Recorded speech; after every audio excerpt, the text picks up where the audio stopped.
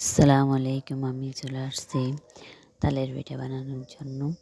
তো এখানে প্রথমে তালগুলোকে ভালো করে ছিলে নিয়ে পানি দিয়ে পরিষ্কার করে নিয়েছি। তো সবগুলো একটা পাত্রের মধ্যে এনে ভালো করে হাত দিয়ে চিপিয়ে নিলাম।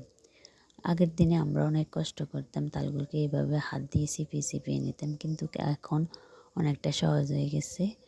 তালগুলোকে একটু পানিতে কষলিয়ে তারপরে একটা ছাঁকনির মধ্যে তালের বড়াগুলোকে ডলে ডলে তালের রসগুলোকে আমরা বাইর করে নিই। তো এরপরে একটা পাত্রের মধ্যে ঢেলে রেখে দিয়েছি।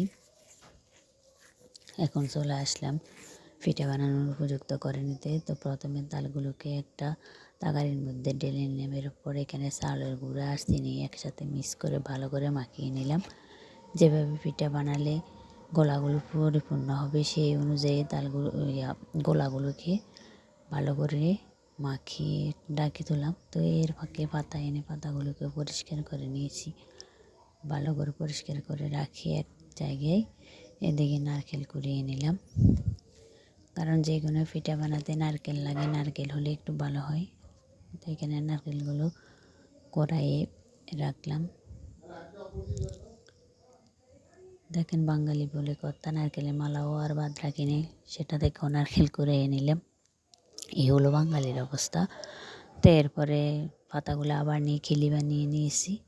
খিলি বানিয়ে এখানে গোলাগুলো নিলাম, দেখলাম পিঠা বানানোর জন্য উপযুক্ত হয়ে উঠেছে। এরপর নারকেল দিয়ে ভালো করে মেখে নিলাম। তো দেখেন, এই পরিমাণ হয়ে গেলে তো পিঠা বানানোর উপযুক্ত হয়। তো আমাদের পিঠা হয়ে গেছে। এদিক দিয়ে আমি পিঠা বানাচ্ছি আর সবাই খাচ্ছে।